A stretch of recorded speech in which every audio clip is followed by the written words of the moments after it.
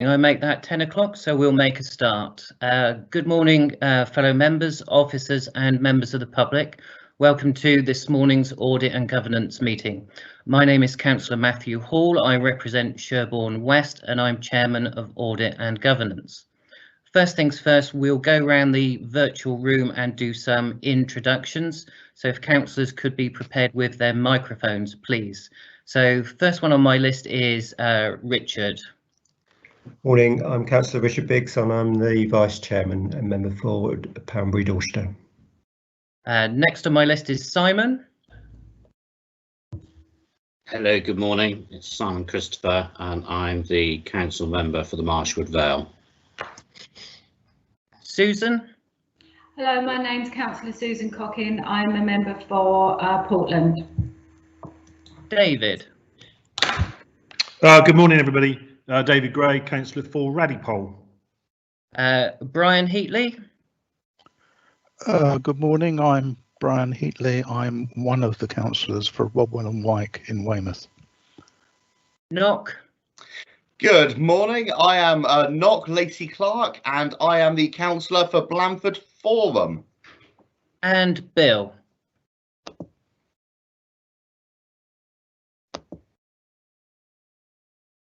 No Bill Pipe. OK, we shall move on now to the officers. If we could start with Aidan, please. Good morning, everybody. Aidan Dunn, Executive Director for Corporate Development and Section 151 Officer. Jonathan.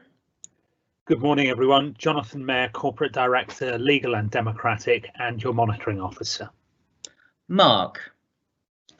Good morning, everybody. I'm Mark Eyre and I'm the Service Manager for Assurance. And just to clarify that includes the services of risk, emergency planning, complaints and information governance.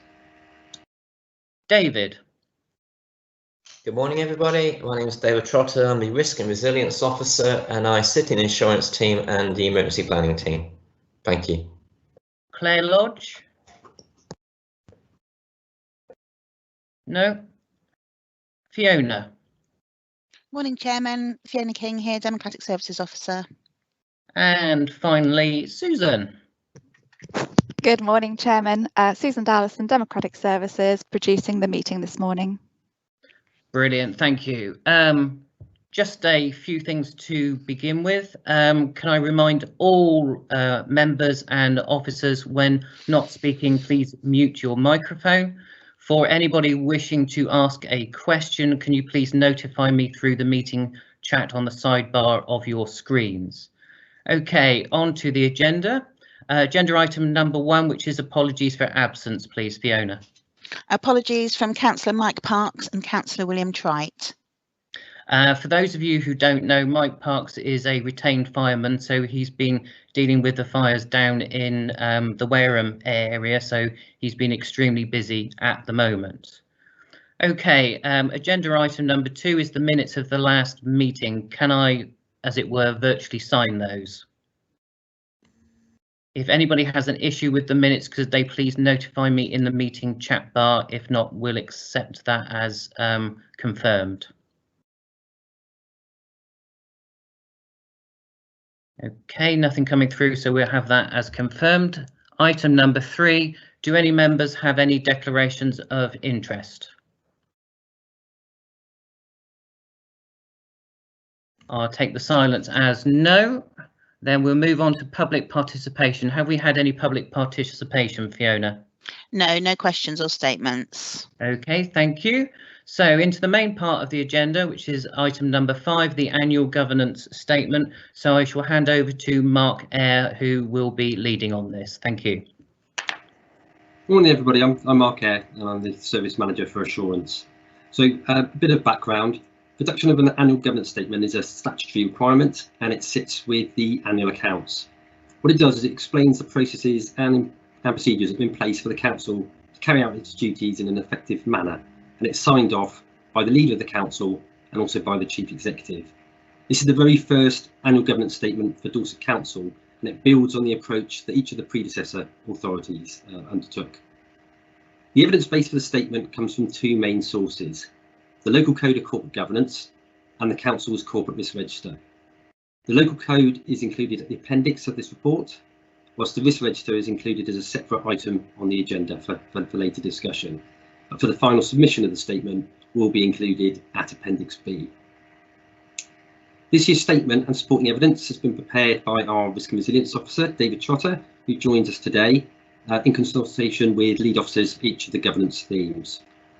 Each year, usually in February and March time, the Audit and Governance Committee will be given the opportunity for an early review of the document, but this was unable to happen this year due to the cancellation of the March meeting as a result of the COVID-19 outbreak. The statement remains largely unchanged to the one that was prepared in advance of the March meeting, but it has been updated slightly to reflect on our response to COVID-19. As you'll see, a key part of the statement is for a continuing review of effectiveness, and at page 10 of the statement, page 22 of the overall papers, there's a list of improvement actions that have been identified. So for the purpose of today, the key point of this report is that a review of the statement and supporting documents provides the committee with the opportunity to influence the final version of this document, and therefore invite any comments or views from the committee. Okay, thank you. Do we have any questions from members? While anybody's going through and typing in their screen if they wish to ask a question, I've got a question for you, Mark. I've spoken to you before about the issue that audit and governance and no committee meeting of scrutiny over this last year has seen any key performance indicators. Do you have any ideas of when any committee are likely to see those key performance indicators? And is there a way that we could get some of those into perhaps our next meeting, which is in July? Thank you, Chair. So Mark Ed, Service Manager for Assurance. So I think one way we could possibly look to do this was we've got a regular risk management update that is received by the committee, and there's one of those with the papers this time round. I think it's quite key that we ensure that there are appropriate links between risk and performance, and I think with each of the 20 key themes that have been identified, I think if we align those key performance indicators alongside those risks, that will provide you with a good overview of the performance. Does that provide a helpful response? Yes, it does. Thank you. First question is coming from Councillor Brian Heatley, please. Good morning, everybody. I read this and I began to think when I'd finished that I'd expected to see a bit more of an account of the things that happened to Dorset Council in its first year, things it did, things that maybe didn't go so well, and some assessment, therefore, of how well the government's arrangements were working. I wonder whether this is really, I am a little confused about what this is for. I went back to the legislation and it said that a relevant authority must each financial year conduct a review of the effectiveness of the system of internal control required by Regulation 3 and prepare an annual governance statement. Now, this is the annual governance statement, or at least a draft of it.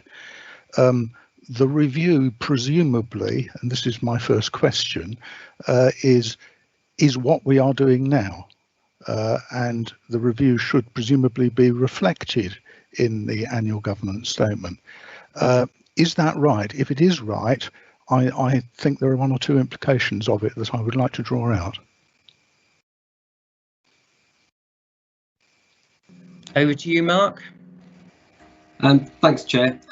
So no, I mean that's a correct understanding of the purpose of the annual governance statement. I think, as I say, it's very much a first draft that's come to this committee, and I think the point that's been made around perhaps us reflecting a bit more on some of the achievements and arrangements that have been put in place since the setup of Dorset Council is a fair one, and certainly if the committee agrees with that, I'm more than happy to take that away and we'll build on that within the draft. Do you want to come back on that, Brian? Yes, please, because the regulations go on to define what they mean by internal control. A sound system of internal control facilitates the effective exercise of its function and the achievement of its aims and objectives. That's the first one. B, ensures that the financial and operational management of the authority is effective. And C, includes effective arrangements for the management of risk. Now, we're going to be discussing risk later, so I think broadly speaking that is covered, provided our discussion winds up being reflected in the document. A lot of the material on financial management is presumably effectively covered by the audit of the accounts that sit with this. So obvious things like checking that the council really is recording its transactions and has a record of assets and liabilities and so on and so forth. Those sort of things are standard material in audit. But the first one, that it is a system of control which facilitates the effective exercise of its functions and achievement of its aims and objectives, seems to me to be rather missing in here. And in part, it comes back, Matt, to the point you started with about performance indicators. In a funny kind of way, Dorset Council didn't quite know what its aims and objectives were until the corporate plan was adopted quite late in the year. And that itself is an important part of the whole governance system, and achieving it and agreeing it is something that ought to be reported on in here. But we know that we don't yet have the management information system that is needed to tell us whether we are meeting the things that are in the plan. And I think that is an important point on our overall the system of controls and management needs to be reflected in this report. After all, this committee is expecting to see a further draft of that management information system, and it's very odd there's no actual mention in the paper. There are one or two other things that I think follow, but I'll stop there at that point for the moment. Over to you, Mark. Okay, I mean, I think in terms of the actual annual governance statement itself, we've tried to keep that fairly succinct. The actual accompanying local code of corporate governance goes into a lot more detail in terms of what the actual controls and governance mechanisms are. I think possibly from picking up on some of this discussion, I mentioned at the introduction that we've got a section within that identifies where we believe there are some additional things that we can do better, and perhaps we need to be making an additional comment within there around the performance and KPI measures and how the committees are cited on that. Did you want to come back again, Brian?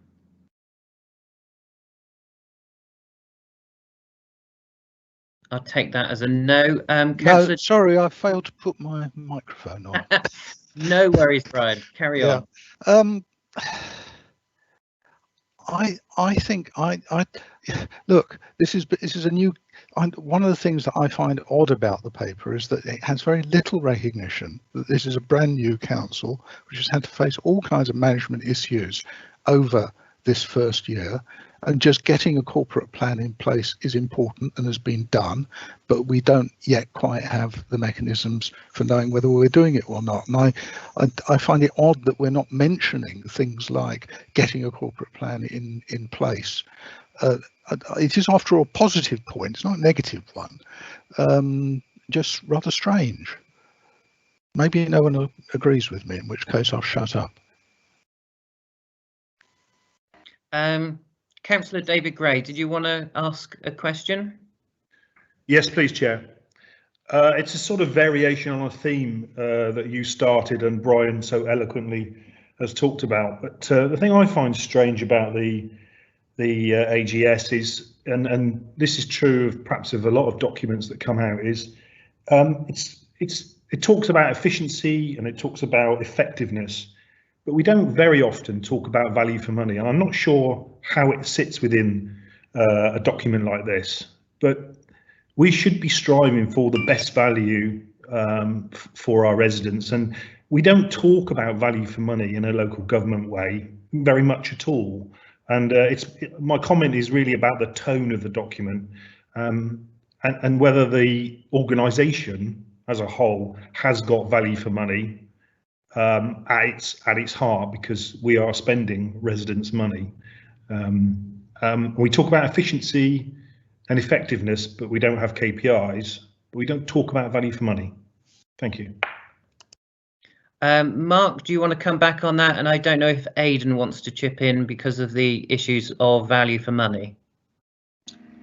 Yeah, I mean, if I go in first of all, I think the points that have been made by the committee are really good ones. And as I say, one of the benefits of us taking this paper to you at an early stage is it enables that input, and we can go away and look at some of those things further. So certainly happy that we go back and enhance it in terms of some of the experiences that Dorset Council has had through the year, and liaise with Aidan and colleagues in terms of that value for money point. But if I pass over on that note to Aidan, if there's anything that he wanted to add. Yeah, thanks, Mark. Good morning, everyone. Aidan Dunn, Exec Director, Corporate Development. I guess my point would be to note that the annual government statement, which we're seeing in isolation here, is a document that ultimately accompanies the annual accounts when they're completed later in the year. And the annual accounts tell the financial story of the organisation. So they'll give a lot of context, and we'll be touching on elements as well as kind of keeping the score, but also the elements of the story of how the organisation's evolved, and also value for money elements. So I think it's helpful comments from the committee to help inform the draft, and by the sound of it, we can make it stronger. But I think that element of, once it's married together with the accounts, I think that will make the document a little bit more compelling and relevant, if I could say that. Thank you. I think you're right, Aidan, because in essence, this annual governance statement is part of a production, if you see what I mean, that at the end of the year gives that overall picture of the council. I think I'm right in saying that, Aidan. Yes, that's absolutely right. It's just and it's a matter of sequencing, of trying to get the documents all sort of prepared together, which is why we bring a draft earlier on in the year, prior to the accounts coming later in the summer, and by which point the final annual government statement is attached to the accounts. David, did you want to come back on that? Yeah. I take the points on board that this is a chapter or a part of the annual governance statement. For me, the frustration is we don't have value for money at the heart of what we do, and I thought I've made a promise to myself that I would start talking about it, because you know the financial pressure will be under post-lockdown will be severe. So I think it probably needs to look at that language. Needs to be in almost every document that's ever produced, given the scarcity of the resources that we will have. So partly satisfied. I'll await to see whether the tone of the documentation changes. Thank you. Thank you, David. Next question comes from Councillor Simon Christopher. Yes, thank you very much, David. Just picking up on a few points that other people have been talking about, specifically around value for money. Well, of course, we shouldn't forget that this is going to be commented on by the external auditors. Brian was talking about internal controls, and where we do have a new entity, and it's obviously been guided by all the regulations, TUPE, etc. But we need to bear in mind that there's always the need for effective segregation of duties, but that can fall into a later debate. I think one of the final points I'm going to talk about is the importance of the council's dealings with its suppliers, and the need to comment on the appropriate payment to suppliers, and to make sure also that there's a review of credit balance on debtors ledgers, etc. All those sorts of things are part of good governance, but don't naturally stand out as being important to every individual councillor, but they are appropriate and totally reasonably should be assessed as to whether the council is actually functioning appropriately. Mark, did you want to comment on that? Not a comment as such, just really just to thank for the comments really. I mean, what we will do following this meeting is we will liaise back with the various leads on each of the themes within the corporate governance statement and build on those various comments that have been raised. Did you want to come back with anything, Simon?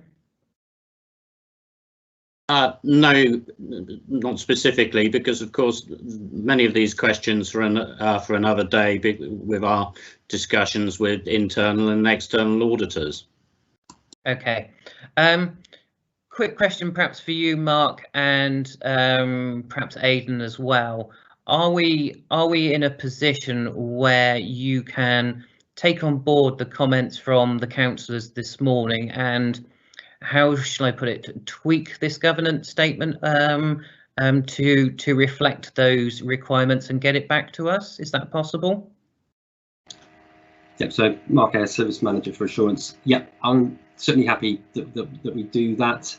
Are you thinking, Chair, that we take a revised version of the draft back to the next meeting of the committee? I think that would be really helpful if you can. If my memory serves me right, that is on July the 7th.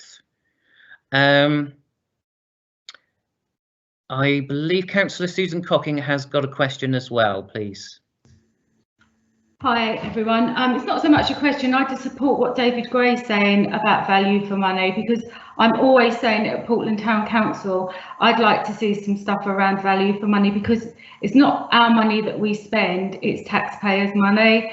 And I think it's really important, especially now that we do really ensure that the public know that we put that at the heart of what every financial decision that we make. So I just want to support what David Gray has said about that's included in the document. So that was just all I wanted to say. Thank you, Susan. So I think the recommendation for this is for us to consider comment on the draft for the annual governance statement 1920. Oh, sorry, Councillor Brian Heatley just wants to add in a quick smaller point. Over to you, Brian.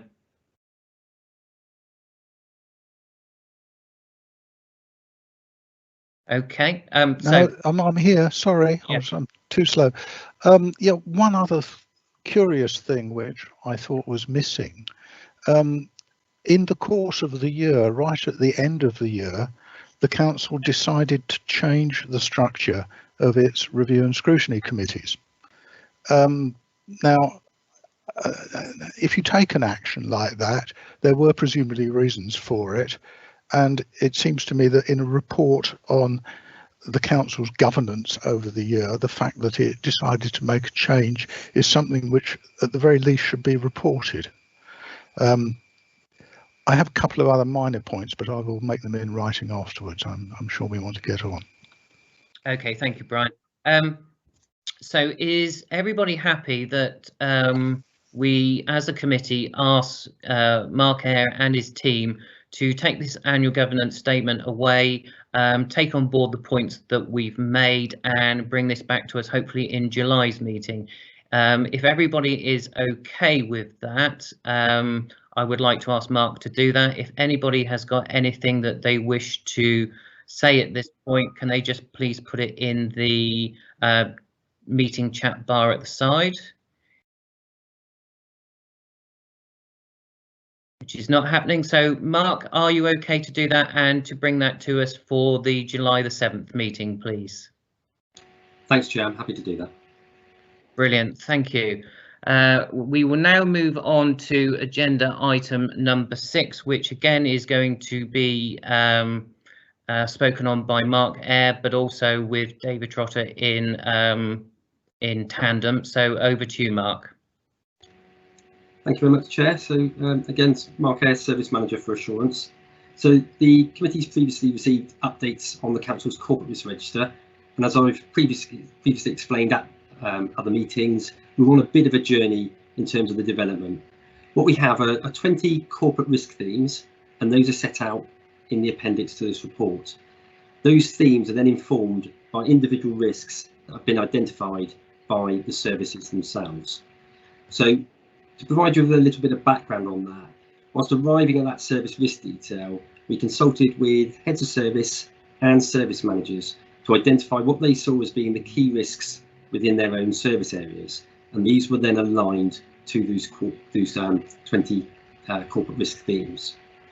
They ranked the impact and likelihood of each risk using the scoring matrix that my colleague David Trotter, Risk and Resilience Officer, has worked on, and that builds on the risk appetite that was agreed by the Shadow Council prior to day one. Anything identified as high has been included within this report, but there are quite a number of other risks that are identified within the medium and low category that sit behind that. At this stage, we've used a very simple score of 3 by 3, so a score of 1 to 3 for impact, 1 to 3 for likelihood, and the two of those are multiplied together to provide a high, medium or low score. Now we've intentionally kept that quite simple in these early days, and that's really to assist with embedding the process across the authority. So each risk has an identified risk owner, and that's generally at a head of service or service manager level, but on occasion is allocated to a corporate director. Risk owners will provide a management response, and that's been included within the report, and that's intended to identify any particular current issues and any further actions that need to be taken to reduce the level of risk down to an acceptable level. And then sat behind this summary, there's a full SharePoint-based database that contains the full schedule of risks and details of the control measures. We've been working with the South West Audit Partnership to more closely align the risk register and audit plan, and indeed this year's audit plan has been in part informed by the register. Now, this process is still in development, and the intention is that over time risk owners will be given their judgment on the effectiveness of the controls for each of the risks that they own, and that can then be challenged by South West Audit Partnership as part of that audit process. So in summary, I think the risk process has moved on quite a bit since it was last presented to this committee. It's the first time we've got down to the level of the service level risks. I think it's fair to say there still remains some gaps, and the Risk and Resilience Officer will be reviewing those with risk owners in the coming months. It's been a bit more delayed than we would have hoped because David, the Risk and Resilience Officer, like myself, has been diverted very much to emergency planning issues, which also sit within assurance service as a result of COVID. But hopefully the committee will agree that this is moving in the right direction, and that moving forward there'll be more cited on the response to key risks. Can again I invite any questions? Thank you, Mark. Councillor Richard Biggs. Thank you. Yes, I appreciate the good work that's been happening so far, and it is a well-populated register. I notice, and I know we've had discussions about this. I know it's getting into real detail, but I don't like using the 3 by 3 scoring mechanism. It's far too simplified and just tends to gravitate all the risks to the sort of middle.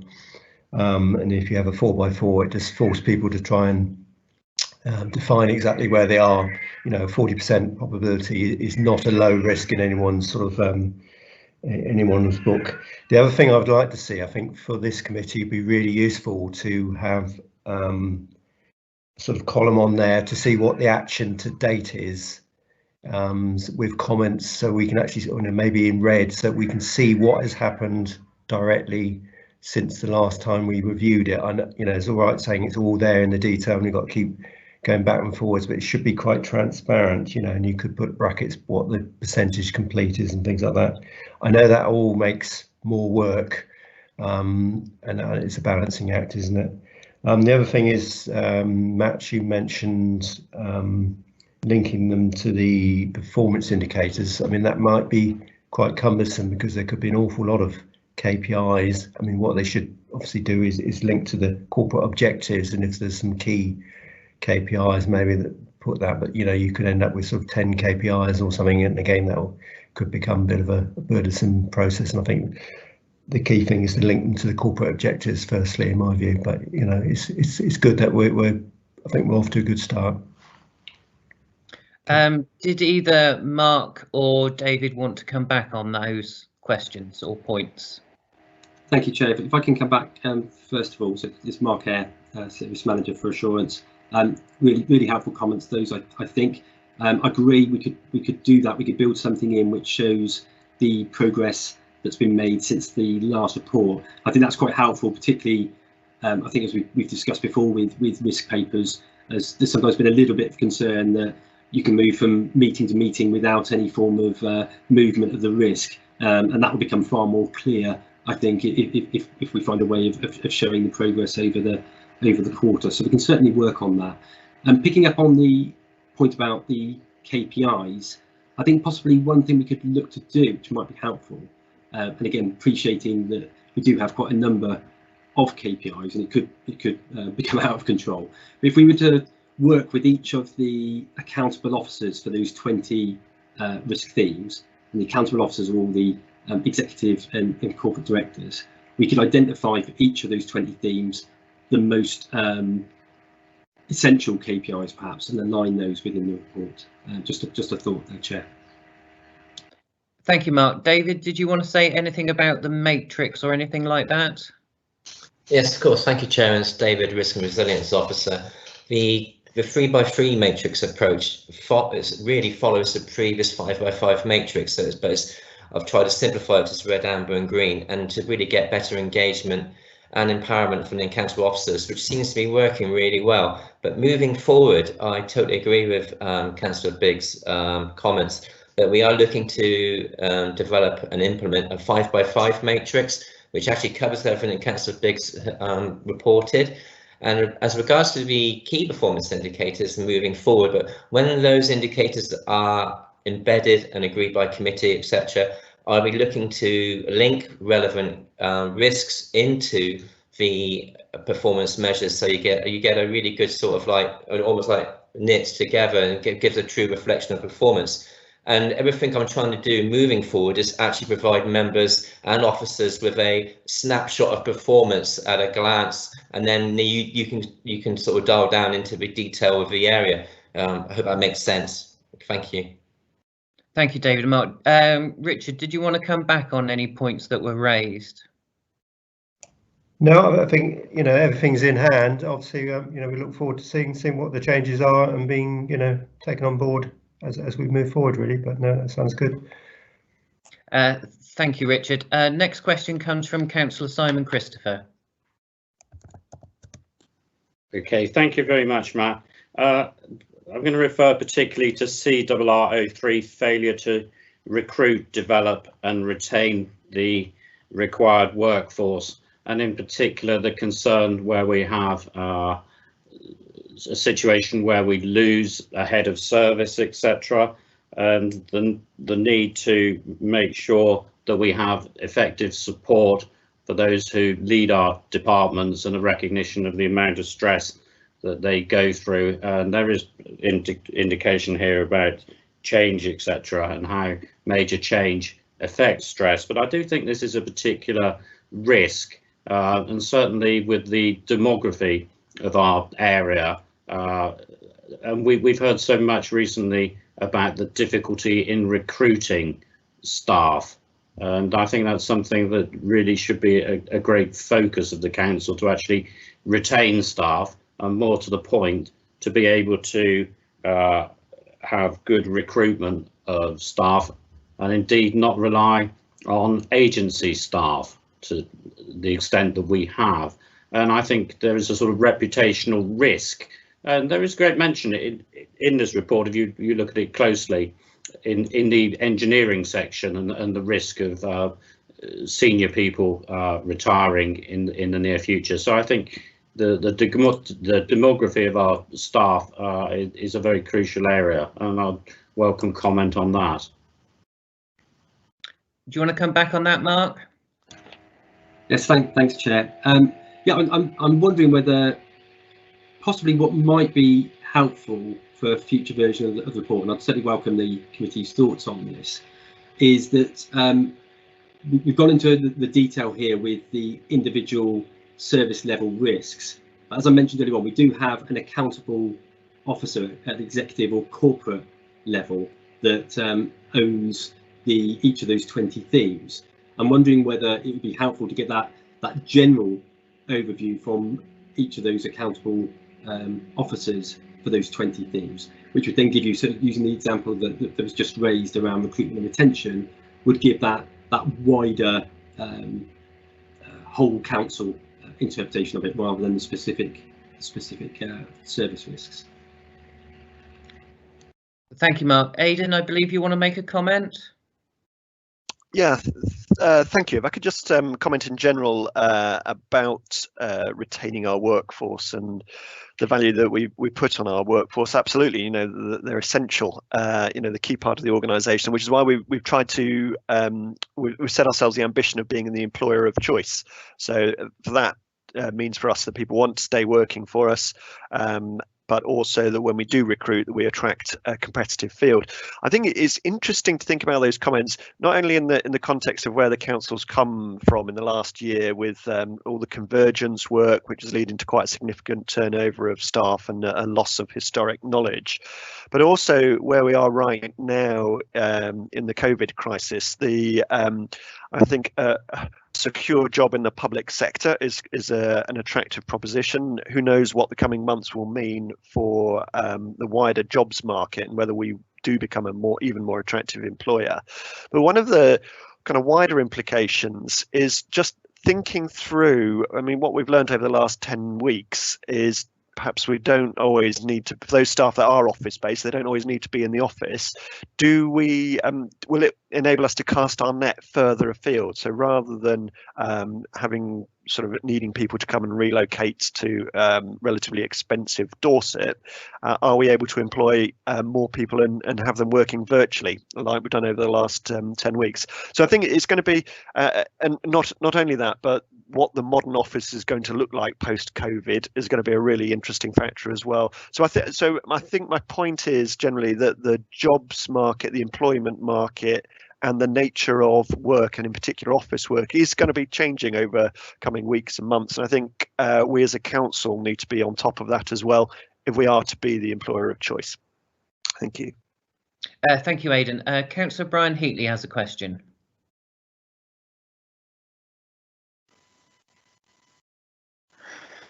Yes, thank you, Matt. I have a question about the treatment of time, because for some things that makes quite a lot of difference. When we are talking about the likelihood of an event, are we talking about the likelihood of something happening, say, in the next year, or are we talking about the likelihood of it happening over sometime in the next 30 years?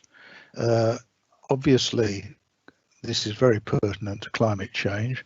It's also probably pertinent to the finances of the pension fund.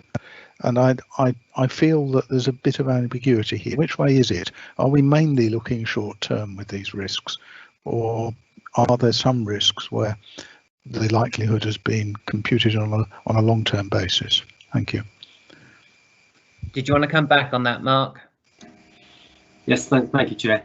I think ordinarily, in the majority of cases, we would tend to look at it, the likelihood based within around a sort of 3-year cycle.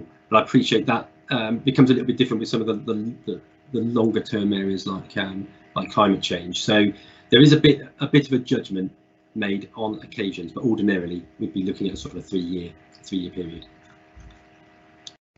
Did you want to come back on that, Brian? I do just wonder whether in the few cases where there are things which are very long term, where, you know, we're doing marginal things now to prevent a very serious and potentially almost certain situation downstream, we ought to kind of mark the fact that that is different from the sort of risk which is a risk that something's going to happen next year or soon. Perhaps, Mark, it's something that you can take away, and perhaps with these risks there needs to be highlighted the time parameters to which you're talking about. Is that something that's possible for you?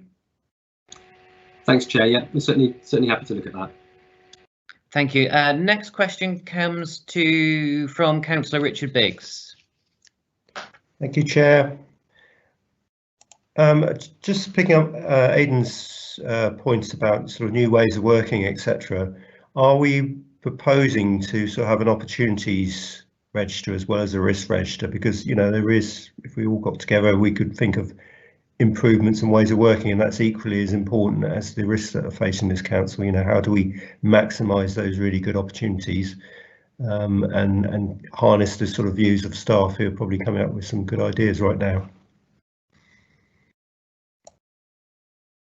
Anything on that, Mark? Thanks, Chair. Yeah, I think opportunity risk really important. We have taken the sort of in the early stages, we have focused more on the threats, but I would agree a positive risk framework would also pick up on opportunities as well. So we would look to be building that in over time, certainly. Thank you. Next question from Councillor Simon Christopher. Yes, a couple of points, picking up on Mark mentioning employer of choice, which is an objective, as I understand it, over the next 5 years. And in an ideal world, I'd like to see that within a time scale of 4 years, i.e. it would be desirable for this to happen before May 2024. And I'd welcome his comments on that, about whether that could actually be a target during the lifetime of this council before May 2024. I also take on board Mark's comments about virtual meetings, but I'm minded to think of the 30% of the population in our county who don't engage via social media, the internet, etc., and whether we actually need to engage better with people in particularly rural Dorset, and indeed whether we should actually have a rural services champion within the cabinet. There is mention in this report about transport in rural areas, which is difficult for us to actually deal with it at the moment, when for the first time ever people are being encouraged not to go on public transport. But that is certainly something that is of interest to me, as to whether there should be a rural services champion, in the same way, for instance, we have the wonderful Molly Rennie who does her particular work in a particular area. Do we need a rural services champion? And I would welcome your comments on that. Thank you, Simon. I believe Aidan wants to reply to your questions. Great, thank you. Yes, Aidan Dunn, Exec Director, Corporate Development. So the first issue about employer of choice, we have taken to Cabinet, it was before COVID, a few months ago, the people strategy, the people plan that described, sort of laid out the timescale of how we want to become an employer of choice and what that means, and the various activities that we're doing. To be honest, my sense is one of those things that's never done. I mean, we've got a whole load of actions and activities that we're trying to do to make us more attractive as an employer, but I don't think it'll ever be kind of finished in the sense that that's it, there's nothing more that we can do.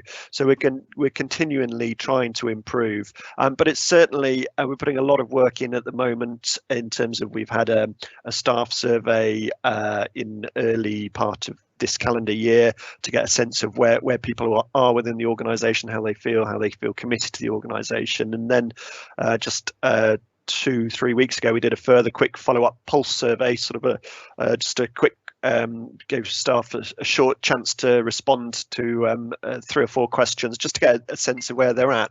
So excuse me. So all of that is about trying to understand how staff feel and feeding that into the plan. And the second issue about rurality, clearly a very important topic for Dorset, and in the current climate where we're putting so much more emphasis on technology, we're doing various activities ranging from pushing hard with BT Openreach to get broadband out so that more people have access to faster lines, but we're quite aware, or well aware, that a number of people don't use the internet, and they're becoming increasingly it does cause problems for them. We've got our community volunteers out there who are actively promoting and providing support and advice and encouragement to bring people online so they can access those services. But of course, technology isn't everything. There's rural isolation, and in particular in this current world of social distancing, isolation, loneliness is a big issue for our communities. I think whether we need a political champion for that is it's very much a political question. We've got, in terms of the activities that are going on within directorates, we've got our cabinet members, but we can certainly I can pass that message on to the leader and deputy leader, but I'm sure through your own political avenues as well you might want to make that point. I'll pause there. Did you want to come back on any of those responses, Simon? No, I'm very pleased with Aidan's comments, and I'm sure we'll all continue our work on these particular areas, both in supporting the staff of the council and indeed helping people in rural areas. We'll work together on this. Thank you, Simon. Next question is from Councillor David Gray. Thank you, Chair. At the risk of repeating myself about value for money, I pose the question and try and link it to Aidan's point around the changing world around meetings and indeed recruitment. The risk to the council of not driving value for money probably needs to be in the risk register somewhere, and I can't see it. I may have missed it. I can't see it, but I pose the question in terms of people what would be watching councils and the sort of remote nature of meetings and the way we recruit.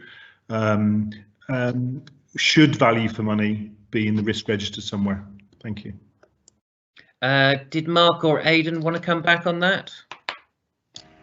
I'm happy to come back in the first instance, Chair. So it's Mark Ayres, Service Manager for Assurance. So yeah, I'm certainly recognising that there may be some gaps in the risk register at the moment. So it's very much the original capture that we had was based on a questionnaire that went out to the service managers and heads of service. What the Risk and Resilience Officer will be doing over the coming weeks will be liaising with those services in more detail, and we can certainly focus in on the value for money as a prompt within those discussions. David, did you want to come back on that? Only in summary, Chair, and really, you know, I'm trying to make this value for money point as a positive because it's a topic of conversation amongst taxpayers and residents around the council positively operating within COVID at the moment, and you know, how much money could we save by having less meetings and less travel, you know, in terms of recruiting a wider net value for money. So I offer it as a positive point, and I think it could be a positive message for all that the council's reputation could be enhanced by driving value for money for the taxpayers' funds. Thank you. I think Aidan, you wanted to come in on this. Thank you, and it's a sort of really welcome challenge from Councillor Gray there. Obviously, I would say that we do strive for value for money, be it through the various activities ranging from our procurement processes through to recruitment and what have you. And what I get is a sense of, first of all, we haven't conveyed that effectively enough through the documents we've shared with you today. But also, I think it's a really good challenge about we've got more and different opportunities now. The whole COVID crisis, as much as it's been a terrible situation, it has driven our transformation agenda, you know, accelerated 3 years worth of work into sort of 3 days in terms of getting people flexible, working flexibly. Obviously the amount we spend on staff travel is down. That's in itself is benefiting the green agenda as well. So I think it's a really welcome theme, and I'd love to explain more perhaps at a future meeting about how we do strive for value for money, but keep the challenge there because I think it's a really good point. Thank you. Thank you, Aidan. I suppose I've got a comment or a question for Mark. I mean, I read this risk management profile, and to be honest with you, as you know, I sent you a number of questions.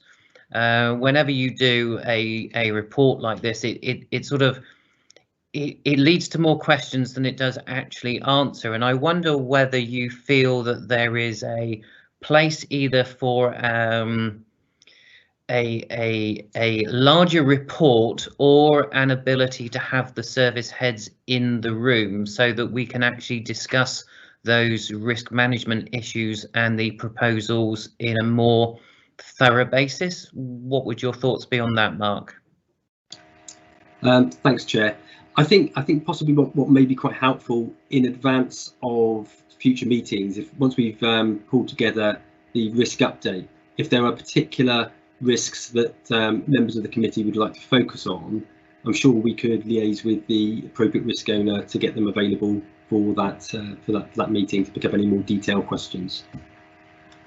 Brilliant. I think that's something that I would quite like for the system between yourself, Mark, and Fiona in HR, to make sure that those emails go out to members before the meeting, so we can have those thorough investigations into risk, because obviously risk management is more than just a slip of paper. We actually need to be monitoring this. I know I've mentioned to you before, Mark, that there's always been this worry in councils that sometimes you have a risk that is mentioned, and so is dealing with this risk, and the next time you get the report, you get exactly the same written again, and the next time you get exactly the same written again. You know, we need, as a committee, I feel, to have reassurance that either we can speak to that service manager, or that there is in place a process which you can thoroughly investigate. Have you got any comments, Mark, on that? And I know David wants to come in. Thanks, Chair. Yeah. So it's Mark here. Yeah, I agree completely on that. I think I can't remember which of the members of the committee was that raised it earlier, but I think also what would help is that bringing out within that management update those things that have changed since the last report, because it become pretty clear there. And I think if you're not seeing any movement from on the management update, yeah, certainly agree that that would be an enhancement if we've got those risk owners available. That would be really good, and if you or David could organise that for future meetings, that really would be appreciated. David Trotter, I think you wanted to say something. Yes, please. Thank you, Chair. Yeah, Mark, taking it forward, and Mark was correct, and I agree totally what he's saying, that I'm going to sort of provide regular updates. I'm going to meet with the accountable officers on a monthly basis, either team managers, directorate management teams. I'm going to hold old school sort of surgeries and one-to-one meetings with accountable officers, and also in the background we're developing new SharePoint pages, landing platforms that take people to the actual risk areas, just trying to make stuff more easier to follow, embed it more and more understandable. And also one of the key things is when something changes, we're going to try and build in some sort of like alert system, so we automatically know that something's changed. It's more of an attempt to bring sort of living live data and better intel. That's really reassuring, David. I believe we got a further question from Councillor Simon Christopher. Yes, I would comment that I've listened to what David Gray has said, and I must comment that it's even more important that we question the external auditors in the future about what is happening with respect to other councils, benchmarking ourselves against other councils in terms of value for money, which the external auditors do report on. The other point I was going to make is that it is crucial that we look at our dependence on what I would call a very few suppliers, and the risk of failure of some of the people to whom we contract our services to. This is particularly the case in the social care sector. So in terms of value for money, I think engagement with the external auditors and their assessments of risks across similar councils will be something we really must concentrate on. Thank you, Simon. Aidan, did you want to comment on that? Yeah, if I could just comment briefly on suppliers, it's a very, very good point, and you know, we are so dependent on external suppliers at the moment, for example, in adult social care, and having our finger on the pulse is really important. We've got a team in adult social care who's talking to most of the care homes on a daily basis to find out how they're getting on. some of that's operational resilience, but also financial resilience as well, because we don't want to be in a situation where a care home is no longer financially viable and reduces the capacity of the market. So that part of our careful supplier management isn't just about having a contract and holding them to account. It's understanding the resilience of the organisation and what sort of contingency plans they have as well. So it's something we're very much alive to. Yes. Thank you, Aidan.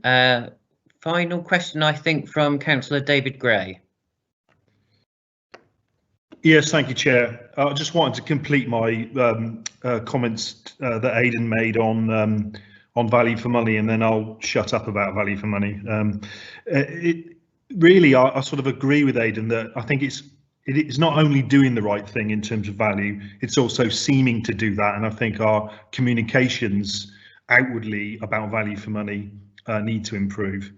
I would also agree that in terms of procurement in those really strong areas, I think we're doing a great job in those big markets. My point was really about the way we operate and the thread of value for money that runs through the organisation. And Aidan said that he wanted to talk more about what they're doing with value for money. Well, I'd like to talk more about the processes and procedures that we use that actually hinder value for money. And I think what we've learned in this sort of COVID-19 period is the response that organisations and governments have is hindered by the processes in which they operate under. And I think if we're to become leaner, meaner, and in terms of the way we spend money and drive value for money, we need to look at our internal processes to drive out that response time. Thank you. Did you want to come back on that, Aidan? No, I think I'd welcome that comment, welcome those thoughts. We are learning a lot through COVID, as is the whole nation. So yeah, I think it's a topic that we'll continue to cover in weeks and months and years ahead. I think, David Gray, you mentioned a really important thing here. I mean, value for money is key. And as the finances unravel from this COVID pandemic, it's more and more important that we are always maintaining and looking at our value for money. So I, for one, don't ever want you to shut up about it, because I feel that it's really key and important to this. I don't see any other questions coming through. Chair, can I come back really just to clarify? Yes, certainly, David. People often misinterpret value for money as cutting services, and that's not what it's about. No. We provide a myriad of services, and most of those should continue. We just need to, in a commercial way, drive that value through those services. Thank you. I believe, Jonathan, do you want to come in on this?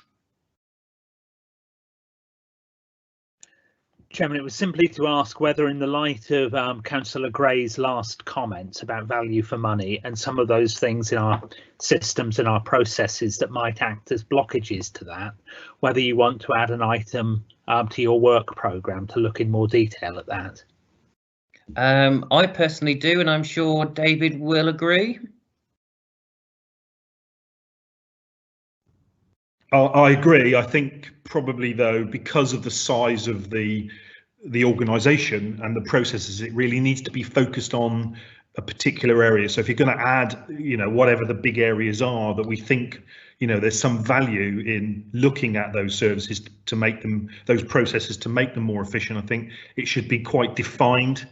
Let's not scattergun it. Let's look at a particular area, maybe one that's already going through, some sort of reorganisation or inward-looking sort of review, and then think, so how can we drive value for money through our processes in that part of the organisation? I don't know what it is. I could offer, but we'll probably do that out of this meeting. But certainly, if it's focused, I think it should be added.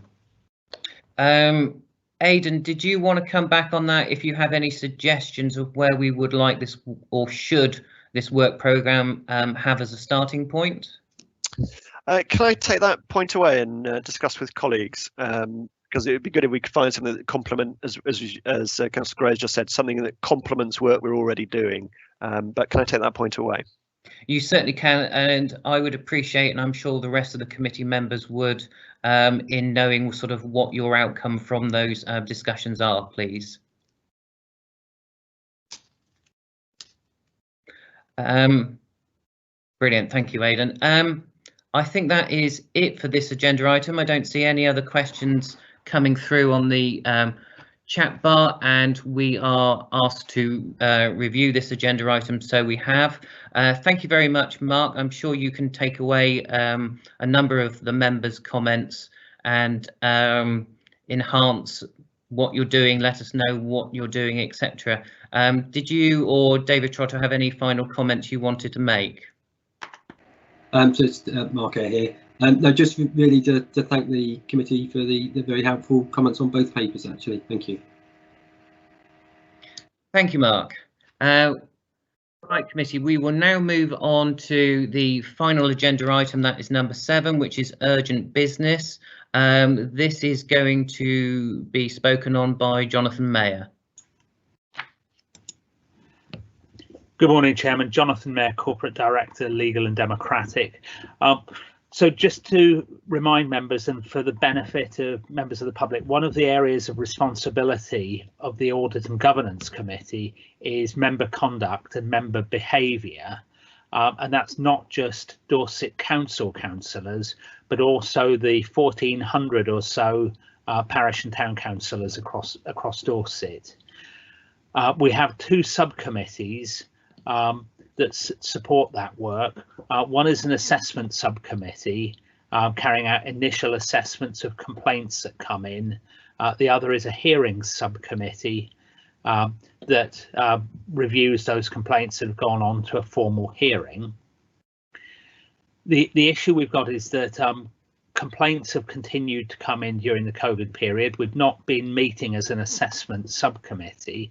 The assessment subcommittee meets in confidential session because at that stage it's looking at initial complaints that have been made. Hearing subcommittee meets in public. There is a great deal of work involved in setting up the assessment subcommittee as a virtual meeting where you would then move very quickly to exclude the press and public. We've got business building up, and so the request, Chairman, is for a delegation from the committee, from your committee, to enable me to meet with a small panel of members, but not as a formal committee, so that we can carry out that initial assessment work in place of the assessment subcommittee. On that, Jonathan, are you going to need a proposer and a seconder and a vote on that? Yes, please, Chairman. So it would be a delegation to me to formally make the decision, but in consultation always with 3 members of your committee. Thank you for that clarification, Jonathan. Councillor Knock, Lacey Clark has a question. Hi, Matt. Sorry, it's had a little bit of a delay getting the computer to unmute me. I'm uncomfortable with this not going to an actual designated committee, because on a committee, obviously the final decision comes down to the councillors on that committee. Whereas with this change, from my understanding, the final decision would actually come down on you, Jonathan, in consultation with us, which is, I believe, how it is on planning, on whether or not something comes to committee or not. The actual final decision ends with the head of planning, not the councillors. And actually, I'm not really going to be in support of anything that removes that final decision-making process from the councillors and passes it to officers instead. I think it's important that councillors maintain that level of control, especially over complaints and looking into them. Do you want to come back on that, Jonathan? Yeah, Chairman, it is a practical point for democratic services and ensuring that we do continue to address these complaints. I think the saying is justice delayed is justice denied. They're building up at the moment, and we simply don't have the capacity to be able to run enough virtual meetings. Democratic services through June we'll have 100 school admission appeals to hear as virtual meetings. We have the virtual meetings that have been prioritised, meetings of this committee, meetings of the cabinet, meetings of overview and scrutiny, planning and licensing. They are onerous to set up, and if you do meet as an assessment subcommittee and follow your normal practice and exclude the press and public, what will happen is that we'll have to set up one of these meetings like this morning. You'll meet very briefly, exclude the press and public, and then move on to another meeting which is closed and secure for councillors only. So it is hugely onerous. I quite understand what Councillor Lacey-Clark is saying. I wouldn't normally recommend this. What I can say is I'm not allowed to fetter my discretion by saying that I would always go along with what the three councillors wanted. But I would find it hard to see circumstances where I would disagree with what a panel of three councillors wanted to happen and how they wished me to exercise discretion. I presume with this, Jonathan, that you are literally only asking for this delegation for the shortest time period possible. Chairman, simply for the time when we're running virtual meetings. When we go back to running to our normal running, whatever that is, that delegation would come to an end. Could I please come back on that, Chairman? Of course you can, Knock. Fantastic, thank you. Yeah, I understand the need and the apparent onerousness of setting up the meetings and then excluding the press and public. But could we not, rather than delegating the power to yourself, Jonathan Mayor, in consultation with three members, could we not just do the exact same but delegate the power to, say, Matt as chairman of Audit and Governance, and then still keep the actual rules of it being voted on by members, but rather than holding the whole meeting? So the difficult part from my understanding is setting up a meeting, closing it down to exclude the press and public, and then opening up another one enclosed. Can we not just open one enclosed with Matt leading it instead and following our current rules on how it's decided? Jonathan. Chairman, if I could come back on that, please. It would be a really clean answer if the delegation could be to you as chairman. Unfortunately, in local government law, we cannot delegate to an individual member unless something is an executive decision. This isn't executive in nature, therefore it can't be delegated to an individual member. If it was put to a group of members, then that's a committee, and we're back to the same issue. We can't open a virtual meeting in private because you have to meet in public session first of all to decide whether to exclude the press and public. It's part of the complexity of local government law, I'm afraid, that you have to do that, and these meetings are difficult to set up, which is why we do have that limited group of meetings: cabinet, audit and governance, and planning and scrutiny. Okay, thank you very much, Jonathan. Councillor Brian Heatley, I believe you got a question. I just wondered how big this backlog was, Jonathan. I mean, my feeling is this doesn't help you at all. But if it's small, I'm not too bothered. But if it's going to be a great raft of cases, then I'm more with Knock.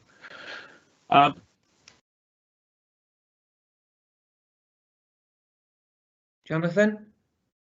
Chairman, it's not simply the numbers we have.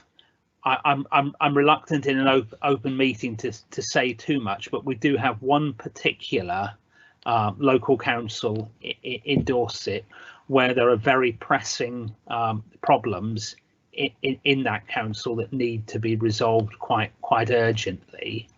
There is a very difficult situation. We have members in disagreement with each other and bringing complaints and counter complaints against each other, and we really do need to nip that one in the bud. Did you want to come back on that, Brian?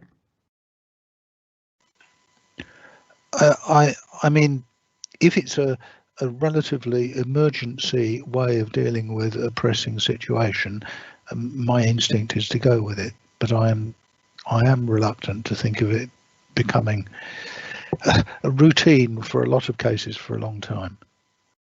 I don't think, Jonathan, we're talking about this being routine and for a long time, are we? No, none of us know how long the current pandemic and the restrictions will remain in place, but we can see the direction of travel with it, that things will continue to be eased, I think, and certainly I don't want to be making these sorts of decisions on any sort of long-term basis. Thank you, Jonathan. What I'm going to do is I'm going to go through the list of members. I should call out your name, and then if you could tell me how you're going to vote for this, whether you're going to vote for Jonathan's schema delegation proposals or against. Can I just confirm, Councillor Simon Christopher, you wish to propose this? Yes, indeed. Can I confirm that Councillor Susan Cocking, that you are willing to second this? Yes, I am. Okay, I'll go through the list. Councillor Richard Biggs.